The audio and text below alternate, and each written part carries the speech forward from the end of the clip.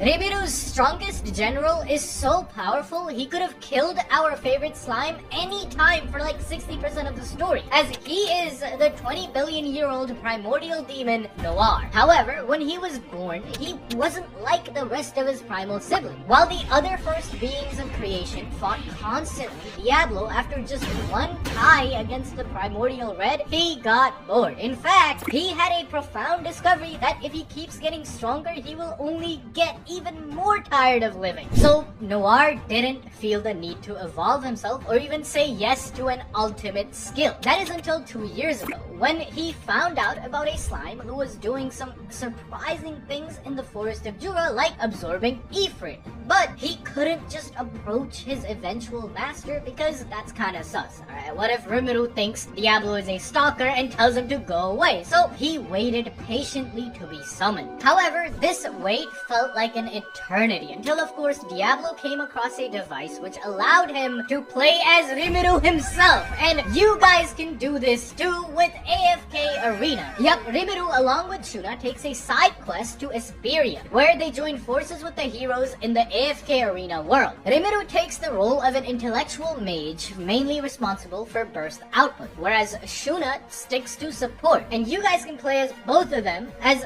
they will be free to try with their own in-game abilities. The new themed Voyage of Wonder called Stone-Freed Water Flows will depict their new adventure story on this continent. But similar to Tensura, in AFK Arena, there are more than 100 heroes covering 8 different factions, all for you to summon and venture with, growing together, becoming stronger. And by the way, AFK Arena employs their own great sage, known as the Resonance System, so you can level up your heroes without wasting any time and resources. It's easy and super fun to play. Oh, come on.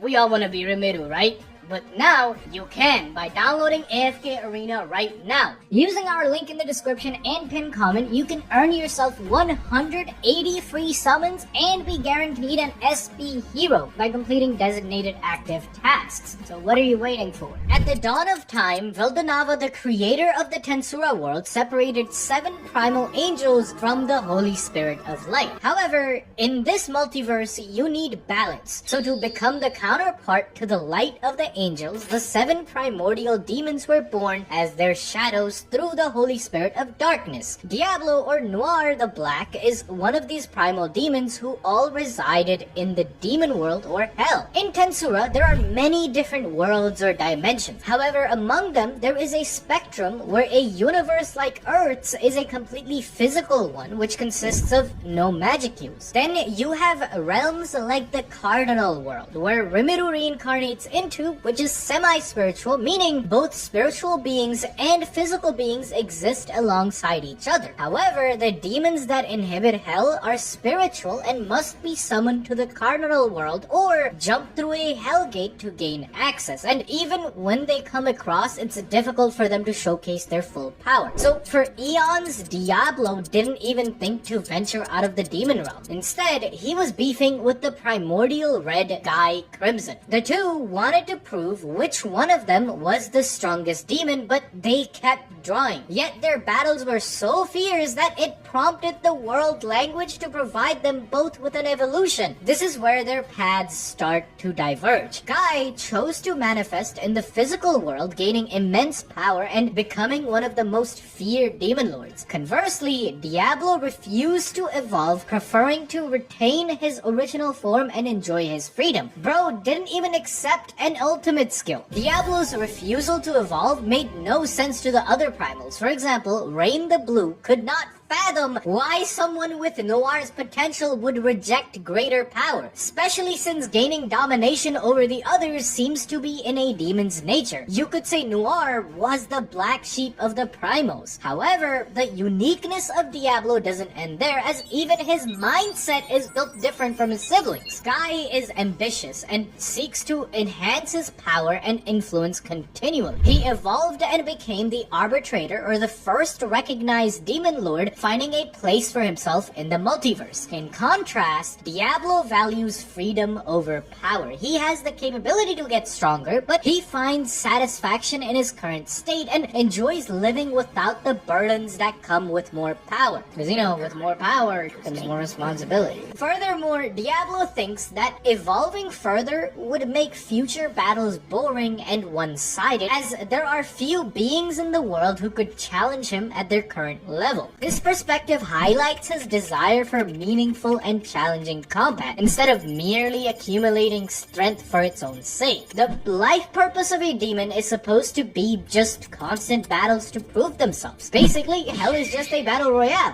where after a demon dies, they revive once again, but upon death, their power and influence decreases. So the older a demon is, the stronger they are. But if you never even lose once in your entire existence, especially as a primordial, you will keep getting stronger, not with your magic heals increasing, but with simply your battle experience. Diablo doesn't even care about his own family, as every time a demon is created, they end up being positioned at one of the 7 colors lineage. Almost all the other colors have generals and Duke Arc demons, yet Diablo flies solo. However, Noir could never just be satisfied in hell, so he would venture into the cardinal world when he pleased. This is very different from other demons who need to be summoned, and even then, they have to find themselves a physical body. But Diablo, with his affinity for understanding the inner workings of the universe and magic, bypasses this rule. Doing things like this is actually what brings Black the most joy. And as fate would have it, about 70 to 60 years ago, Diablo chose to come to the cardinal world, where he met a girl who changed his life forever, Shizue Izawa. More specifically, her anti-magic mask. This mask not only stopped Diablo from finishing her off, but even repelled his attacks. At this point, there weren't many people in existence who could deflect him. In fact, just look at how easily he defeats these archdemons who are said to be strong enough to topple entire nations single-handedly. But Shizu, a mere human girl, is deflecting the primordial Noir's attacks. What is this wizardry? This excited Diablo to no end, busting nuts everywhere. The nature of Shizu's mask is actually something Diablo doesn't figure out until like volume 19, and is his biggest weakness in the story, but I'll get into that later. If Diablo figured out what this mask was, he would have never lost to Michael in the future, the only real combat L bro ever took in his life. So what is this mask? Well, it all has to do with Cronoa and Time Loop Chloe. Ah, shit. Here we go again. So first, Shizu gives this mask to Rimuru, which can block and suppress magic. Rimuru gives it to Chloe as a gift. Then, in Hero's Awakening arc, Chloe, alongside Hinata's soul, time travel 2,000 years into the past with the mask. Then, 1,700 years later, the mask is in the hands of Cronoa, whose mind consists of Hinata and the body is adult Chloe. Then, Cronoa meets up with Shizu about 70 to 80 years ago and gives her the mask as a memento, completing the cycle. So now the question is, who the hell created this mask? If everyone is just giving the mask back and forth, you know? It's kind of like a paradoxical object. Because in the current timeline, we know that Rimuru creates an exact copy of this mask, and it is insinuated that Rimuru is the one who made it originally. But due to all of the time loop that event was lost. Yet, the mask existed as an anchor point which Time Loop Chloe and later Rimuru hold on to stop the time looping. Okay, this is a very simple explanation of it. If you guys really want me to make a video on Hero's Awakening and this time loop thing, get this video to 15,000 likes and we'll see. Also, buy gamer subs with code ABD 10% off. Please buy some gamer subs. That shit's so fire. Due to the mask's paradoxical nature, it became Noir's fixation, as it achieved the world rule-breaking which he seeked all throughout his life. So naturally, he stalked the out of Shizu, which eventually, about 2 years ago, led him to Rimuru Tempest. At first, Diablo was only interested in Rimuru due to his possession of the mask, but quickly he realized that Rimuru was far more unique than anything he had ever witnessed in his eons of existence. For example, bro was so jealous in the light novel that Beretta, in his eyes, a lowly demon from his own family, had gotten summoned by Rimuru, so he went to go kill her. But after learning her body was made by by Rimuru himself, Noir was immediately convinced to spare Beretta. If Rimuru created a rock and made him hold on to it, I guarantee you, Diablo would never wash his hand ever again. But what is so fascinating about a 40-year-old virgin slime god? Well, like I said earlier, Diablo is interested in beings who break the foundations of the world, and Rimuru easily fits into that category. Firstly, Rimuru's way of running his nation of monsters is different from everywhere else in Tensura, as Tempest isn't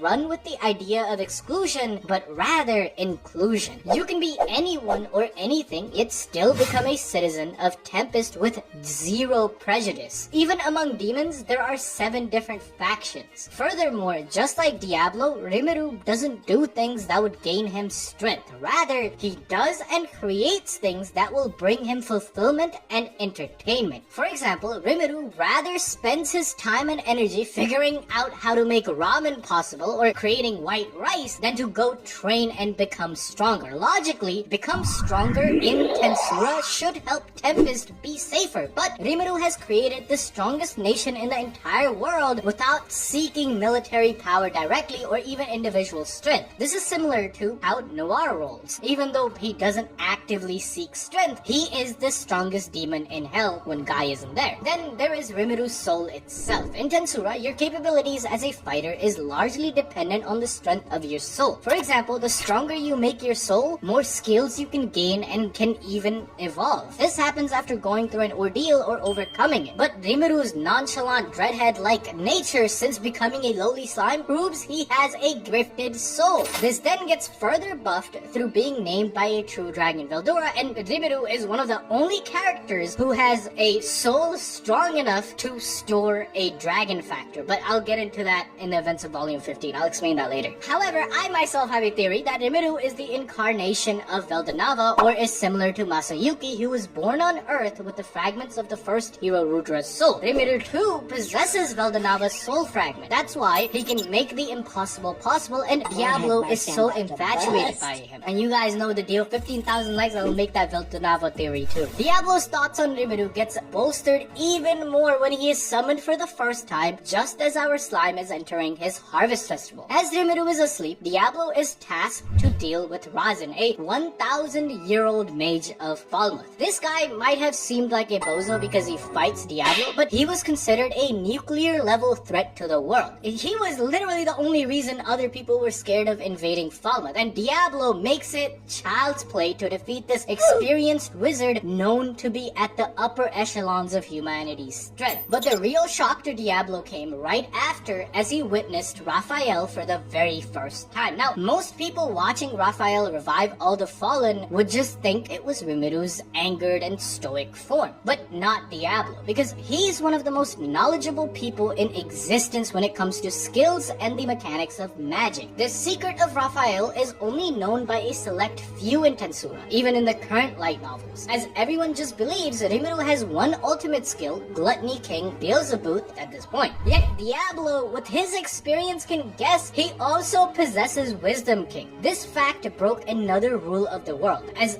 one person with one soul is only supposed to have one ultimate skill. Furthermore, Rimuru didn't become a demon lord for himself or even for his nation. He chose to go through the procedure because that was the only way his friends like Shion could be revived, which again goes against the nature of monsters. It was a selfless act. Rimuru put his entire personality at risk by becoming a demon lord, because what if he came out as this evil stoic person? The demon lord seed took over his mind, you know? What if that happened? After this battle, Noir comes to Rimuru once again, expecting to be praised and enlisted into the Tempest forces. But Rimuru just says, nah bro, I don't need you. You can leave if you want. Thanks for the help though. But luckily, Noir didn't give up, so he begged on his knees to let him serve Rimuru. So then, Rimuru gave Noir a name, who finally accepted his evolution into a demon peer. Not for himself, but because if Diablo becomes stronger, then he's helping his master Rimuru's army. However, the biggest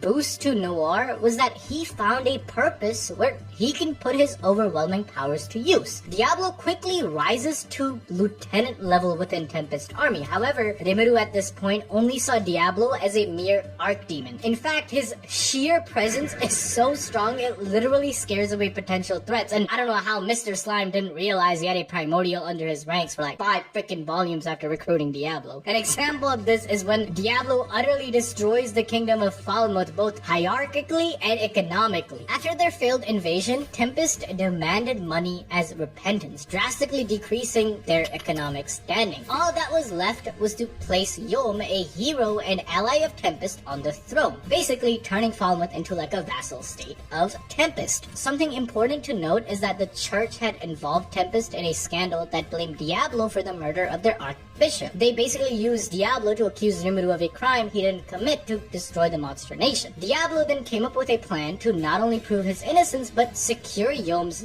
ascension, basically striking 2 birds with 1 stone. He gathered journalists from throughout the world all in one place at a battlefield where he could not only disprove the claims of his enemies but also protect them and serve as a somewhat hero figure when the Western Church arrived to destroy the evidence, which is exactly what happened. After the utter defeat of the church and King Edward, the journalists spread the news about Diablo and the truth behind the Falmouth invasion, gaining the country's support for Yom just as Diablo had wished for. This entire plan was pure entertainment to not only us, but especially Diablo, because usually a demon at the caliber of Diablo who has manifested physically could have just used pure brute strength to win over a kingdom like Falmouth. However, Rimuru, by telling him to not harm the innocents and cause the least casualties, made this task more difficult and in turn fun for Diablo. So even though Diablo is under the dominion of Rimuru, they kind of have a symbiotic relationship where Mr. Slime makes things fun for our demon, while Diablo, using his 5-head and experience, makes life and management easier for Rimuru. Soon after the conquest of Falmouth, we witness one of, if not Diablo's biggest contribution to Tempest, which is his ability to recruit other powerful demons to serve the nation. In fact, Diablo has recruited 3 other primordials, white, purple, and yellow, to serve under Rimuru alongside 1,000 of the strongest demons from each of their families. This squad is known as the Black Numbers, where Diablo is the leader. Of the Black Numbers, Testarossa, Carrera, and Ultima are directly under the command of Diablo, but I'll explain just how highly Diablo is ranked in Tempest in just a bit, because now we have to talk about Diablo's first true fight as part of Rimuru's army. So in Volume 11, Rimuru and his orchestra are over in Lobilius to do a concert, but this crusty dude named Granville Razzo, who is actually the real mastermind behind all of the misfortune befalling Tempest for like 5 volumes, he takes up this opportunity to start a final war. However, Diablo is there to help, as he faces off against an insector named Razul, who was formerly part of the 12 insect generals in the Otherworld. This guy was battling phantoms and angels until about 1,000 years ago when he came to the Cardinal World and gained his name. All in all, he's busted. Even Diablo would find it hard to break his exoskeleton, especially since insectors are a demon's biggest counter. However, Diablo recognizes that Rimuru might have left Razul to Shion and Ranga as a test of their strength and growth. This moment of introspection showcases Diablo's deep understanding of Rimuru's intentions and his respect for his master's strategic plan. So, he left the defeat of the Insector to the hands of Shion and Ranga, instead choosing to confront the primordial blue Rain. Now, why does Rain, who serves Guy, wants to fight Diablo? Well, she's kind of jealous that Noir has so much freedom and the luxury to be selfish. So, Rain gives Diablo a little chop on the neck that's faster than the speed of sound, but to Diablo, that's just light work to dodge. Then, Bro drops the coldest line in all of Slime. This might be the most aura I've seen someone gain in one time. Honestly, every fight Diablo is involved in, he gains insane amounts of aura. He says, "I simply have no need to tap my full force for the likes of you." This is a primordial demon blue, and Bro said likes of you. Like it's some fodder. Me personally, I wouldn't take this level of disrespect. Diablo, of course, backs it up instantly as he disperses one of Rain's strongest nuclear magic blasts with little to no effort. They both clash their magic against each other and disperse every spell. However, a key difference is that Rain is using almost all of her mental capacity to just throwing these attacks around trying to outmaneuver Diablo. Yet, Noir, this whole time, was instead focused on creating a disintegration magic circle while using the exchange of spells as a distraction. This completely catches Blue off guard, as by the time she realizes what was happening, the multi-layered magic circle under her had already paralyzed her. Then, Diablo tells her to stop clowning on his master Rimuru, as this power of disintegration was granted to Diablo through his faith on the slime, as it gave him access to spiritual particles. So in a sense, this defeat for Rain wasn't just Diablo's doing, but Rimuru's also. Now, as strong as Diablo is,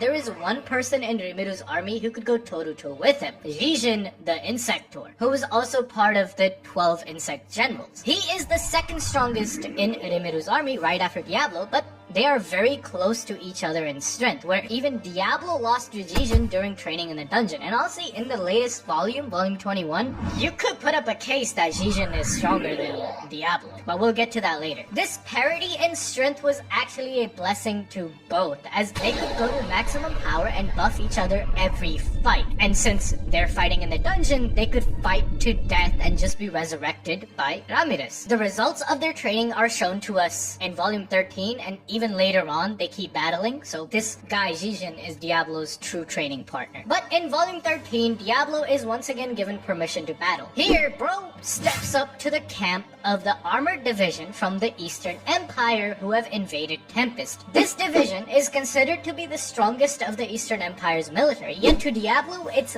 light work to massacre 8,000 soldiers of theirs. He easily dispatches two of the strongest fighters from the East, Jiwoo and Ernie, by just his aura alone. This dude's hockey kills two single-digit numbers. He's insane. These guys are ranked number 9 and 7th in the army respectively. They are Demon Lord Seed level or even stronger. But the biggest disrespect comes to this guy named Krishna, who had huge expectations put on him to evolve during this battle. Yet, with a snap of his finger, Diablo kills him. A number 17 ranked officer in the Imperial Knights. And a snap of a finger, boom, he's dead. However, the main opponent of Diablo is the Commander Caligulio, who has been given God-class armor and weapon by the Eastern Emperor Rudora. And after witnessing the complete dismantle and disrespect to the Eastern Empire's army and the desperation he is in, Caligulio evolves into an enlightened being, putting him at the similar class to, like, Season 3 Hinata. Hinata could probably still beat enlightened Caligulio because of her hack skills, but I would put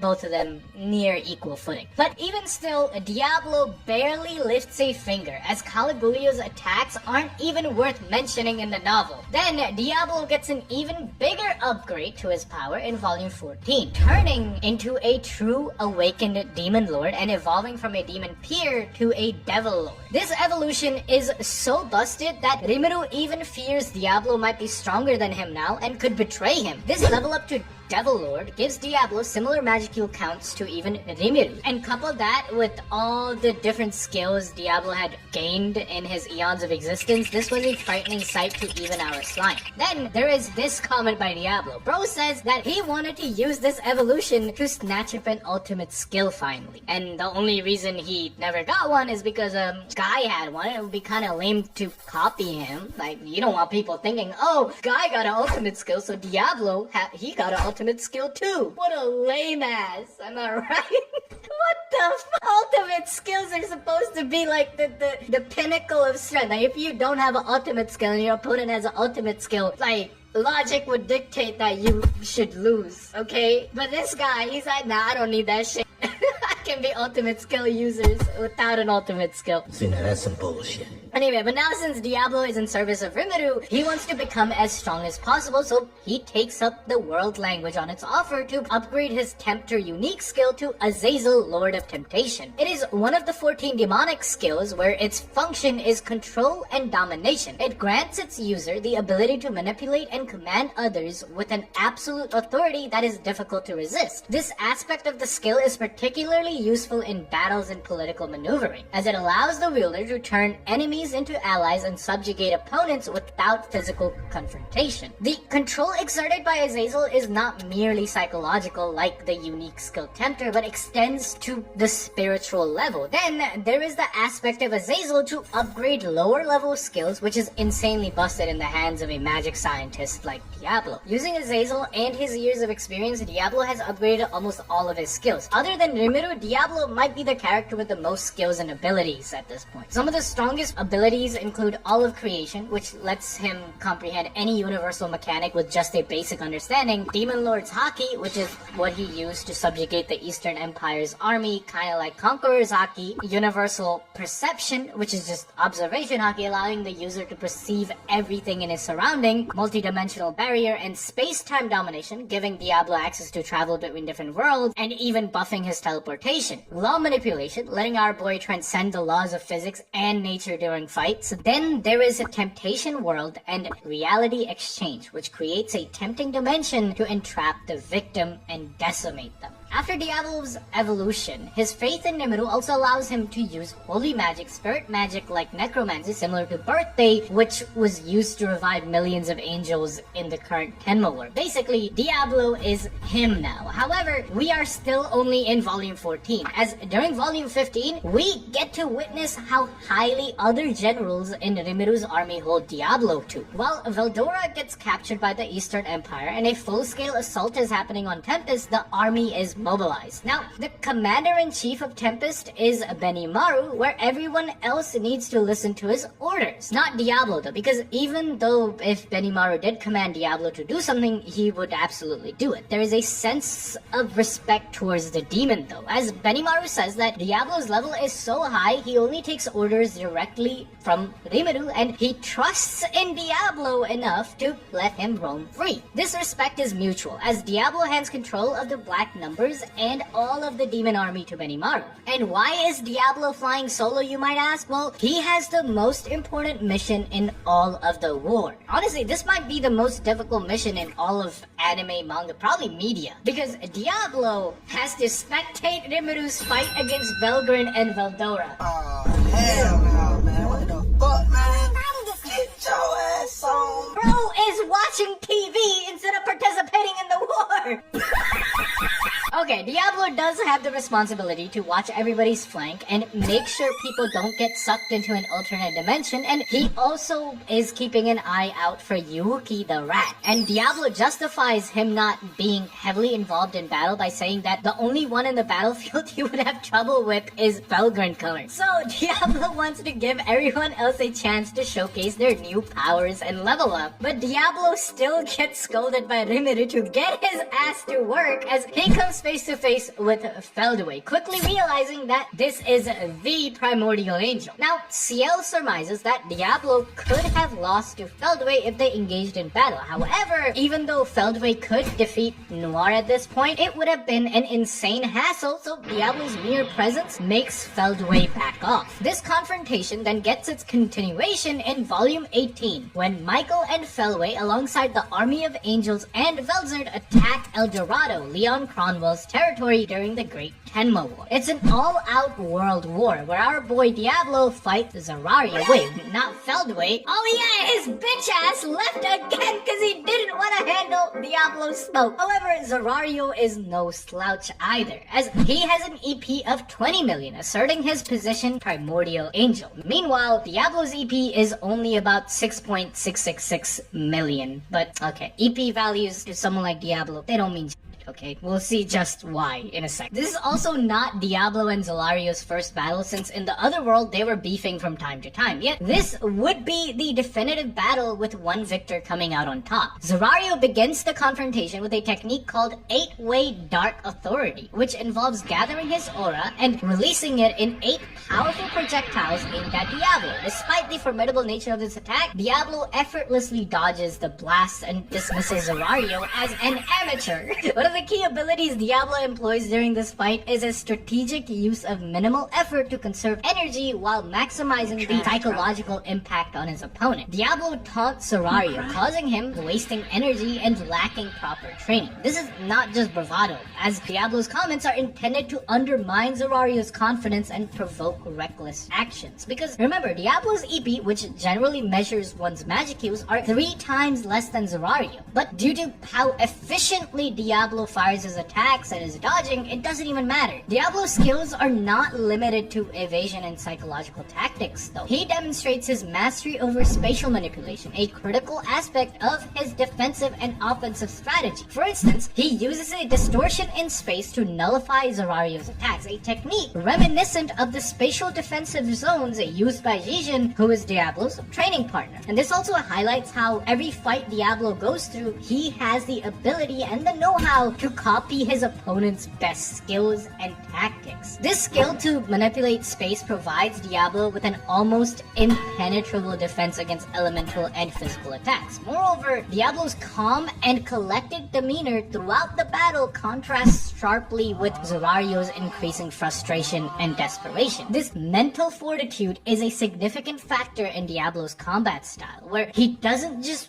want to dominate physically, but it brings him joy to destroy his opponent psychologically too. Anyways, Diablo achieves victory without even using 100% of his full power. Like, this is a primordial angel with a physical body, but Diablo is barely even into the battle. However, in Volume 19 is when Diablo loses for the very first time ever against Michael. Michael is an ultimate skill that evolved into a sentient mana similar to CL, but he has taken control of his host, Emperor Rudra, and Diablo is fighting him to protect his Pookie, Rimuru, and the boys. However, even though Diablo uses Azazel, his space-time manipulation, dimension control, all of them are outranked by Michael and his absolute dominion. The space control Michael wields supersedes anything Diablo possesses, and as I mentioned earlier, spatial domination is one of Diablo's main fortes. Especially Michael's authority over time stop, where he can literally enter a dimension where time doesn't flow as a virtual being and defeat his opponents. Diablo just can't match that. However, he doesn't get affected by this loss in a negative way. Instead, it only further validates Diablo's faith towards his master, as Rimuru was able to defeat Michael, an enemy Diablo couldn't surmount. Furthermore, with just a glance at how Rimuru used Time Stop in Volume 20, Diablo hints that he has figured out the secrets of Time Stop, and in his next battle, he will be able to utilize it. Finally, we come to the events of Volume 21, where Diablo once again gets into a fight with the strongest opponent he has ever faced, Zolanis,